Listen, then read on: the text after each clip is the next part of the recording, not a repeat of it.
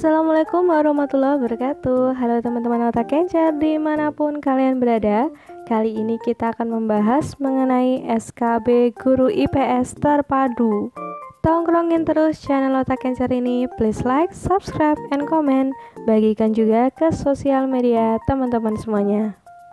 Soal nomor 1. Berikut yang merupakan contoh mobilitas sosial vertikal adalah A. Kantor Kinan bulan ini menjalankan sistem rotasi pekerjaan ke daerah lain. B. Galuh mendapatkan promosi jabatan di kantor. C. Hesa pindah tempat tinggal ke daerah lain.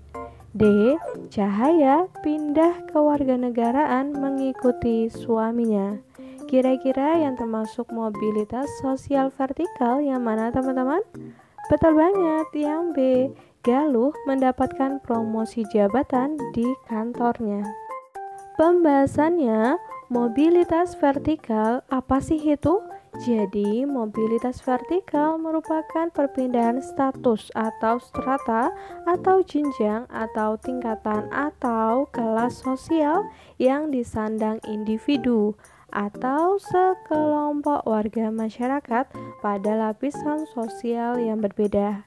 Perpindahan atau perubahan status sosial dari yang lebih rendah menuju status sosial yang lebih tinggi atau sebaliknya. Pada pilihan jawaban B, promosi jabatan menunjukkan seseorang yang kedudukan atau jabatannya itu meningkat. Jawaban yang paling tepat, makanya yang termasuk mobilitas sosial vertikal gitu ya teman-teman, itu adalah yang option B. Galuh mendapatkan promosi jabatan di kantornya. Cukup jelas ya teman-teman, lanjut lagi kita ke soal nomor 2. Sebagai lembaga sosialisasi, peran sekolah dalam keragaman sosial adalah A. Sebagai pembentuk keragaman sosial, B. Menyalurkan macam suara maupun aspirasi masyarakat, C. Memberikan pengetahuan dan keterampilan yang diperlukan di masyarakat, D. Kelompok bermain ikut menentukan cara berperilaku anggota kelompoknya. Kira-kira yang mana sih teman-teman peran dari sekolah itu sendiri dalam keragaman sosial? Betul banget, yang C. Memberikan pengetahuan dan keterampilan yang diperlukan di masyarakat. Pembahasannya, fungsi pendidikan sekolah sebagai media sosialisasi adalah memberikan pengetahuan dan keterampilan yang diperlukan untuk mengembangkan daya intelektual. Sekolah juga membentuk kepribadian siswa agar sesuai dengan nilai-nilai dan norma-norma yang ada dalam masyarakat. Lingkungan dan keadaan sekolah bisa melestarikan kebudayaan dengan cara memberikan ilmu dari satu generasi ke generasi yang selanjutnya. Makanya jawabannya udah jelas banget teman-teman, yang option C gitu ya, memberikan pengetahuan dan keterampilan yang diperlukan di masyarakat. Nanti tiap videonya bisa teman-teman pause gitu ya untuk semakin memahami tiap soalnya. Oke ya teman-teman, lanjut lagi kita ke soal nomor 3. Tasya bergabung dengan organisasi Ikatan Dokter Indonesia atau IDI dan mencapai kedudukan sebagai ketua organisasi tersebut. Dalam hal ini, Tasya berhasil mengalami mobilitas sosial naik atau social climbing melalui saluran mobilitas A. Organisasi politik, B. Organisasi militer, C. Organisasi profesi, D. Organisasi ekonomi. Cukup jelas banget teman-teman, jawabannya berarti yang C, betul, organisasi profesi. Pembahasannya, ketika seseorang itu bergabung dengan organisasi profesinya dan mencapai kedudukan sebagai ketua organisasi tersebut, maka dirinya telah mengalami mobilitas sosial naik atau social climbing. Dalam kasus ini, meskipun Tasya tetap berprofesi sebagai seorang dokter, namun dengan bergabungnya dengan organisasi IDI dan berhasil menjabat sebagai ketua organisasinya, maka Tasya telah mengalami mobilitas sosial naik. Disinilah dapat dikatakan bahwa organisasi Profesi ID menjadi saluran mobilitas sosial bagi Tasya. Jadi jawaban yang paling tepat adalah yang option C. Cukup jelas ya teman-teman? Lanjut lagi ya ke soal nomor 4. Sebagai bangsa yang memiliki keragaman dengan berbagai macam suku, adat, dan kebudayaan, bukan berarti membuat Indonesia menjadi terpecah belah. Pertikaian dan pertentangan antar masyarakat yang mungkin akan terjadi bisa diredam dengan sikap A. Apatis terhadap sesama, B. Toleransi terhadap sesama, C. Memisahkan diri jika terjadi konflik, D. Etnosentrisme terhadap kebudayaan lain. Kira-kira yang mana teman-teman agar tidak terjadi pertikaian atau pertentangan antar masyarakat? Betul banget, yang B. Toleransi terhadap sesama. Ini penting banget gitu ya. Pembahasannya, toleransi adalah suatu sikap yang cukup efektif untuk masyarakat plural seperti Indonesia. Harapannya adalah masyarakat dapat saling menghargai kelompok-kelompok atau antar individu dalam masyarakat atau dalam lingkup lainnya. Toleransi merupakan hal yang melarang terjadinya diskriminasi, sekalipun banyak terdapat kelompok atau golongan yang berbeda dalam masyarakat. Makanya jawaban yang paling tepat adalah yang option B. Kita lanjut lagi ya ke soal berikutnya. Pendidikan formal yang berkualitas sangat memungkinkan terjadinya mobilitas sosial, terutama mobilitas sosial vertikal. Hal tersebut dikarenakan A. Pendidikan sebagai sarana melestarikan nilai budaya, B. Pendidikan dapat memberantas buta huruf, C. Pendidikan dapat menjadi saluran untuk menaikkan kedudukan sosial, C. Kurikulum pendidikan dapat mengubah pola pikir. Kira-kira jawaban yang paling tepat yang mana teman-teman? Please like, subscribe, and comment. Nyalakan juga loncengnya agar teman-teman selalu mendapatkan notifikasi dari Otak Kencar ini. Kira-kira jawabannya yang mana teman-teman untuk soal nomor 5 ini? Betul banget, yang C. Pendidikan dapat menjadi saluran untuk menaikkan kedudukan sosial. Pembahasannya, pendidikan adalah salah satu saluran yang dapat dilalui sebagian besar masyarakat dari berbagai kalangan, baik kaya maupun miskin, untuk menaikkan kedudukan sosialnya. Pendidikan dapat mendorong setiap orang untuk mencapai pekerjaan dan penghasilan yang tinggi.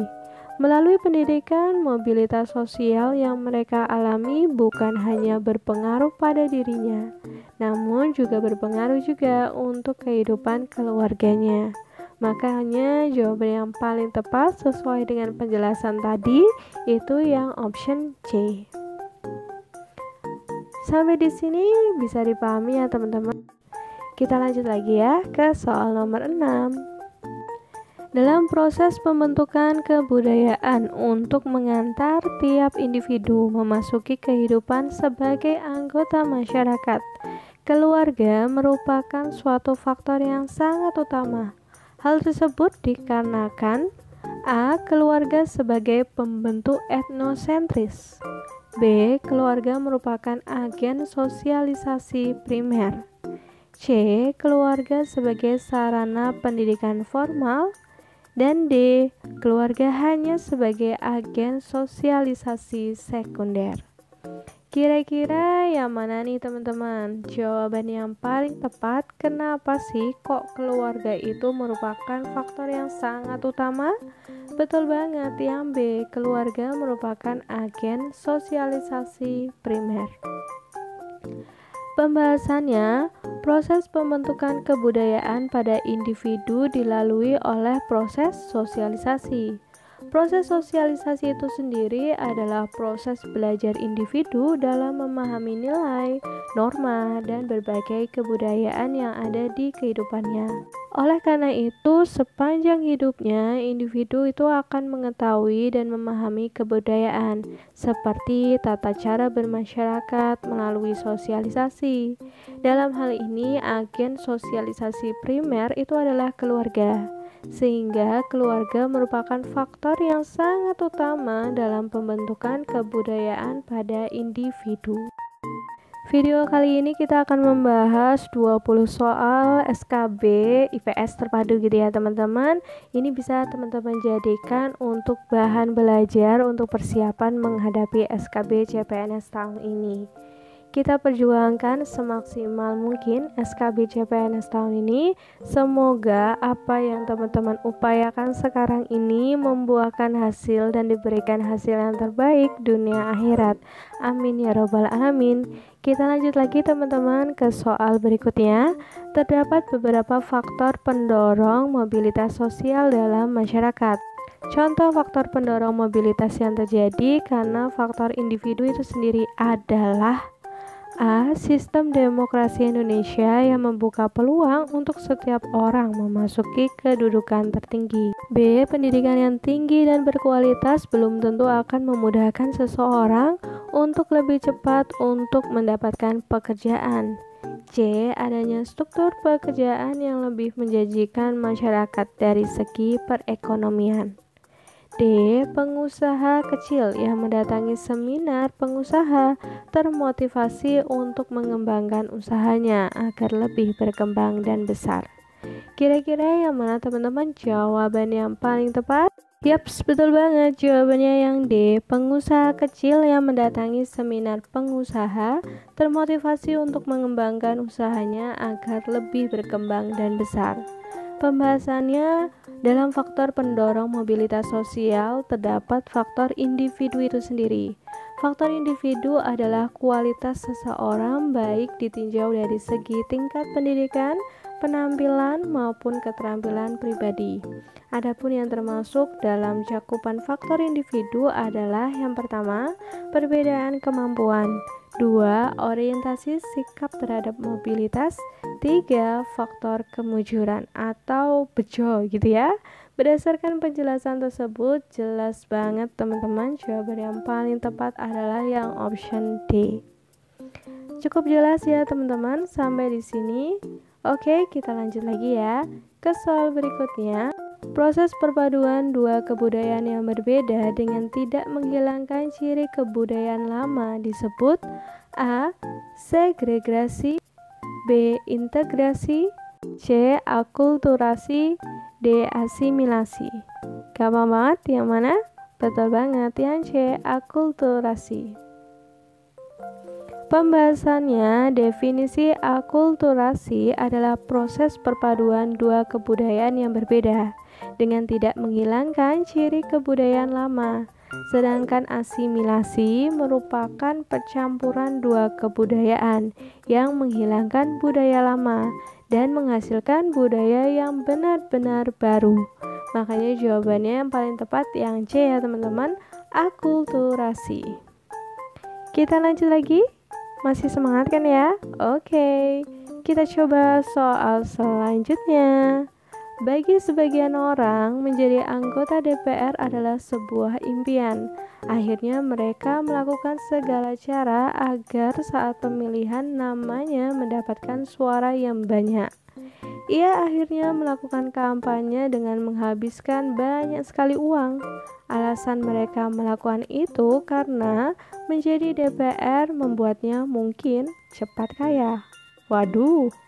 Dan memang benar, menjadi anggota DPR akan membuat seseorang menjadi cepat kaya karena gaji pokok hingga tunjangan-tunjangan yang tinggi.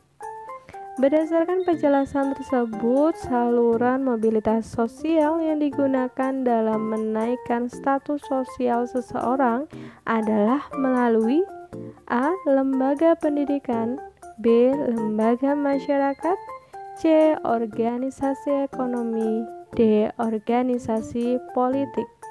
Kira-kira yang mana teman-teman? Jawaban yang paling tepat? Betul banget, yang D, organisasi politik. Pembahasannya, organisasi politik akan membuat para anggotanya mempunyai rasa loyal dan dedikasi yang tinggi dalam mendapatkan jabatan yang tinggi agar status sosialnya meningkat. Anggota politik akan dipandang sebagai tokoh masyarakat, terlebih jika mereka memiliki jabatan tinggi seperti anggota legislatif atau lembaga eksekutif. Makanya jawaban yang paling tepat sesuai dengan penjelasan tadi yang option D, organisasi politik. Bisa dipahami ya teman-teman? Lanjut lagi ya, kita ke soal berikutnya. Kata budaya berasal dari beberapa bahasa. Salah satunya adalah dari bahasa Sanskerta yang memiliki arti akal budi, yaitu A. Kultur, B. Budaya, C. Culture, D. Color. Kira-kira yang mana teman-teman jawaban yang paling tepat? Betul banget, yang B. Budaya. Pembahasannya, kebudayaan memiliki arti yang berbeda dengan budaya. Kata budaya berasal dari beberapa bahasa yang salah satunya dari bahasa Sanskerta, yaitu budaya, yang berarti akal budi dan berkaitan dengan sesuatu yang bersifat tidak konkret. Jadi jawaban yang paling tepat adalah yang option B, budaya. Stay tune terus di channel Otak Kencar ini. Please like, subscribe, and comment. Adanya MEA memberikan dampak bagi kehidupan negara-negara yang ada di ASEAN. Bagi negara yang belum siap menghadapi adanya MEA, maka salah satu dampak yang mungkin terjadi adalah meningkatnya angka pengangguran. Upaya yang bisa dilakukan oleh Indonesia untuk mencegah dampak buruk yang ditimbulkan oleh adanya MEA tersebut adalah A. Menggunakan robot untuk meningkatkan produktivitas industri, B. Memudahkan visa kerja untuk tenaga asing, C. Menarik tenaga ahli asing untuk bekerja di Indonesia, D. Meningkatkan pendidikan dan keterampilan penduduknya. Kira-kira yang mana teman-teman upaya yang tepat yang dilakukan oleh Indonesia dalam menghadapi MEA? Betul banget, yang D. Meningkatkan pendidikan dan keterampilan penduduknya. Pembahasannya, keberadaan MEA merupakan salah satu bentuk interaksi antar ruang di wilayah ASEAN. Adanya MEA ini sendiri menuntut negara-negara di ASEAN untuk memiliki daya saing yang tinggi. MEA dapat membawa dampak baik ataupun buruk bagi negara-negara di ASEAN. Salah satunya adalah dapat juga meningkatkan angka pengangguran.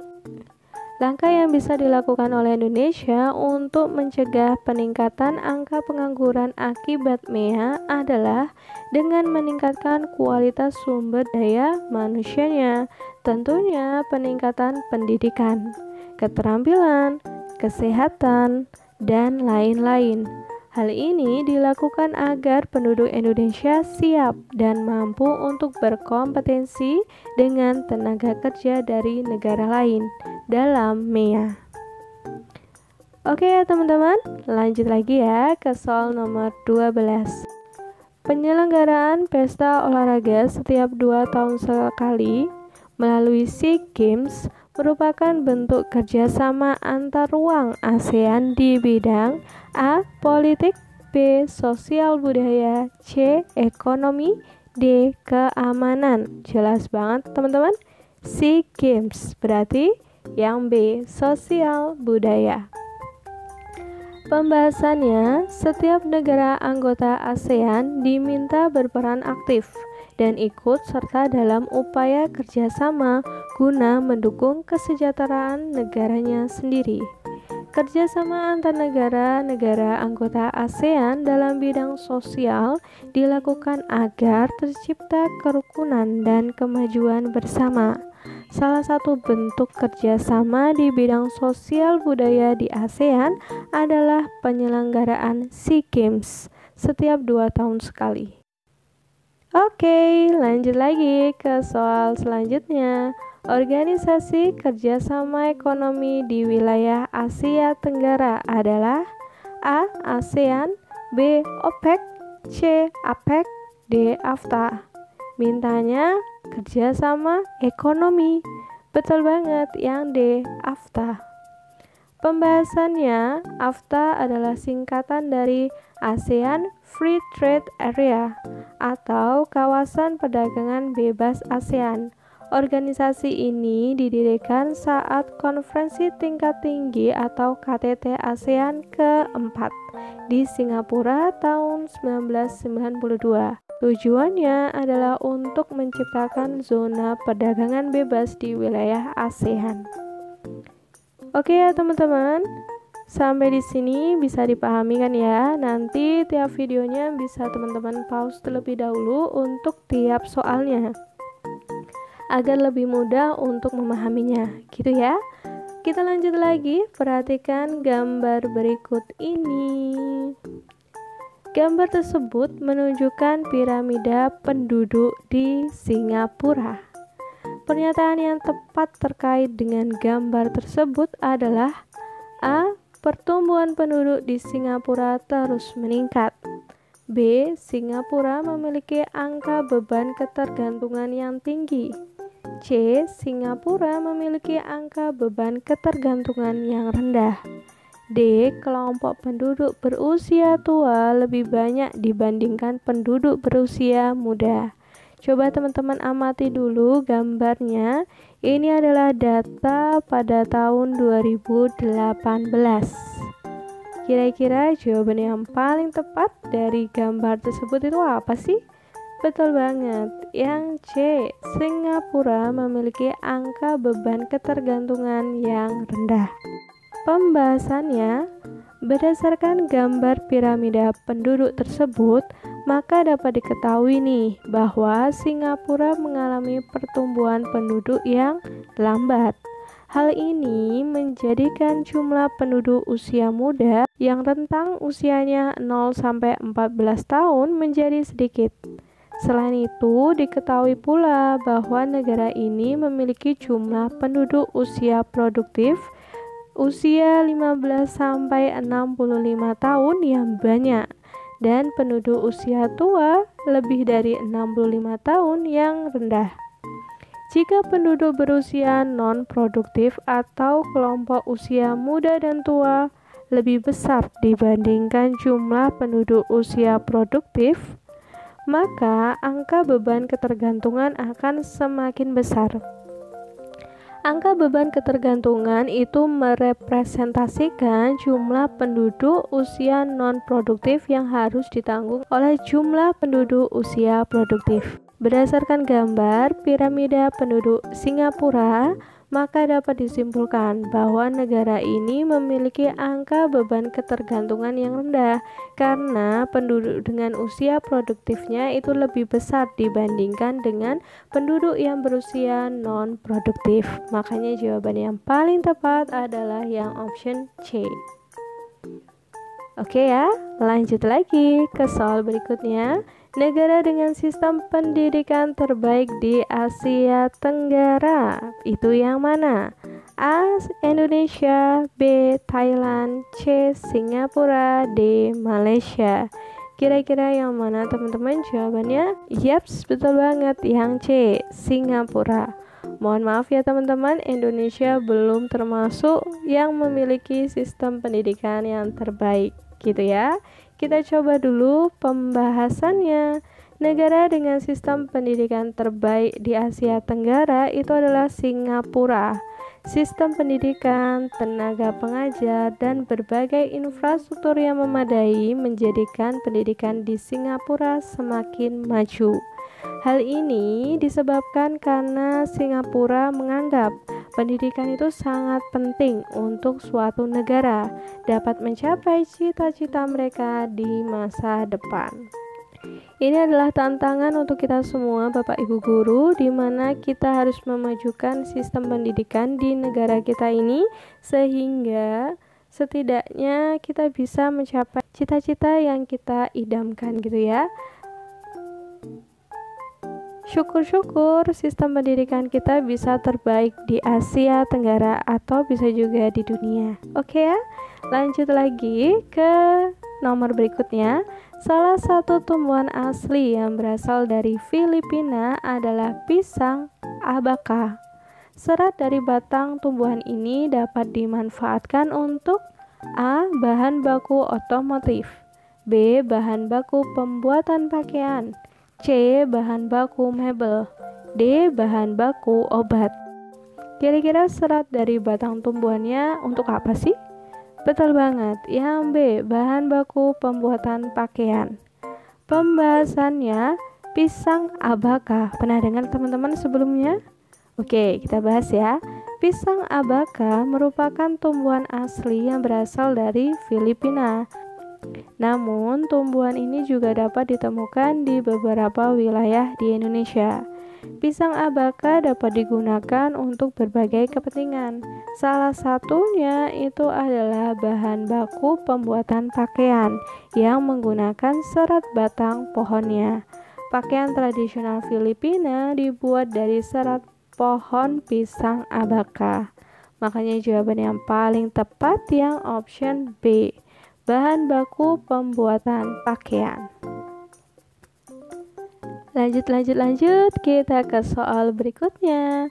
Filipina merupakan negara peringkat kedua setelah Amerika Serikat dalam hal penggunaan energi geotermal sebagai pembangkit listrik.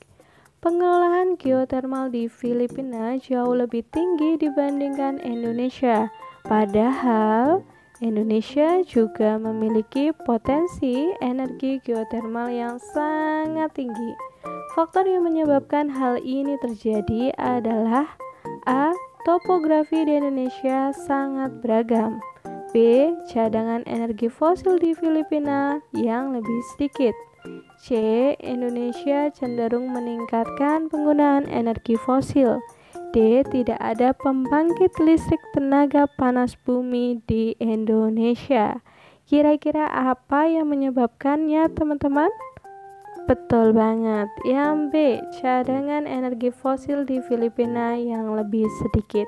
Pembahasannya, Indonesia yang dilalui oleh jalur Sirkum Pasifik dan Mediterania dan Filipina yang dilalui jalur Sirkum Mediterania menyebabkan kedua negara ini memiliki cadangan sumber daya energi dan mineral yang sangat tinggi, termasuk cadangan energi geotermal.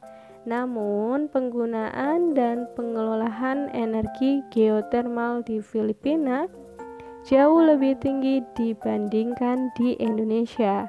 Salah satu faktor yang menyebabkan hal ini terjadi karena cadangan energi fosil di Filipina jauh lebih sedikit dibandingkan dengan Indonesia. Kondisi ini menjadikan Filipina banyak mengembangkan energi alternatif seperti energi geotermal untuk memenuhi kebutuhan energi listrik di negaranya. Berdasarkan penjelasan tersebut, makanya jawaban yang paling tepat adalah yang option B. Cadangan energi fosil di Filipina yang lebih rendah. Oke, kita lanjut lagi ke 3 soal yang terakhir ya teman-teman. Semangat!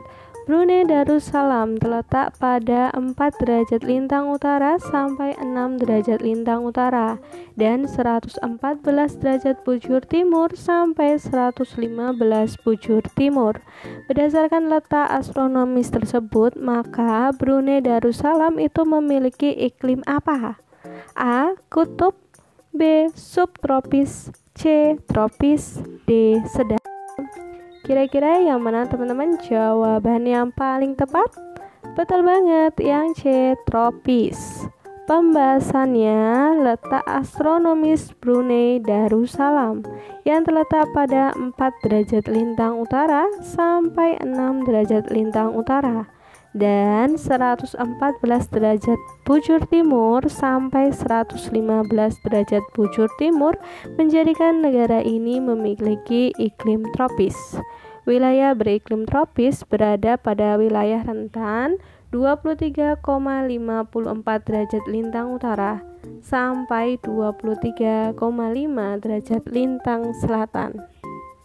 Oleh sebab itu, jawaban yang paling tepat adalah yang C, iklimnya tropis. Oke, lanjut ya. Sungai Mekong merupakan sungai terpanjang di Asia Tenggara.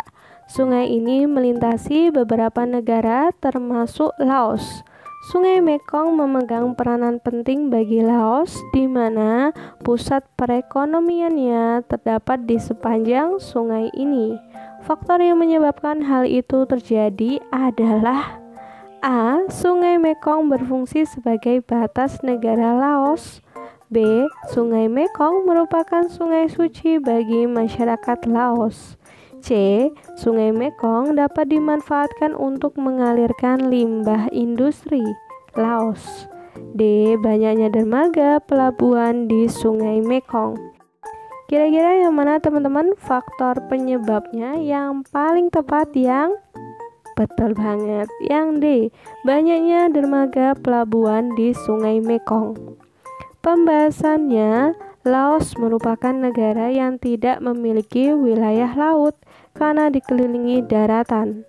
Sungai Mekong yang merupakan sungai terpanjang di Asia Tenggara juga melintas sepanjang wilayah Laos.